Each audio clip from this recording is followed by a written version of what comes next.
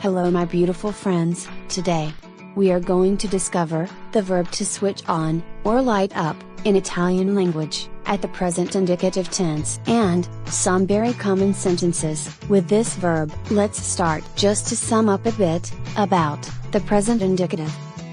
The present simple shows an action that happened now, an habit, a fact valid now and forever. The verb to switch on, or light up, belongs the second conjugation. The verb to switch on, or light up, in Italian is accendere. This verb can have different meanings. It could mean to make a flame, in order to let burn something. Some examples: Accendere il camino. Accendere una candela. It could also mean to switch on a device. Accendere la televisione. It also means to begin a legal or accounting action. Accendere un'ipoteca. And now, let's go and see the conjugation of this verb at the present indicative tense. Io accendo la radio. Tu accendi la luce. Egli, ella, accende il forno. It, in Italian language, is.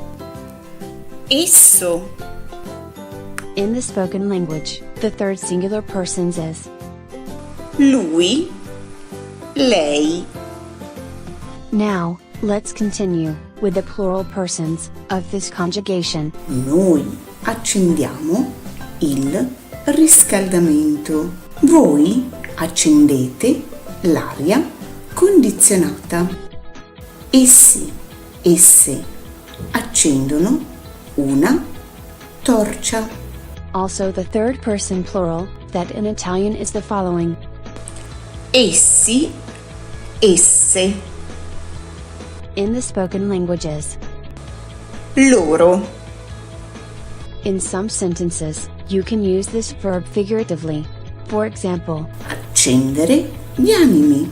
this means that someone or something instigates or incites someone. This verb can also be used at the reflexive form and in Italian is Accendersi. It also has other meanings.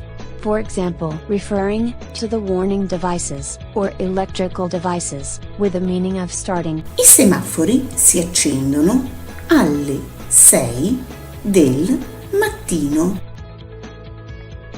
When something seems to burn for the color, we say Il cielo si accende di rosso al tramonto. it could mean to feel a very intensive passion or emotion.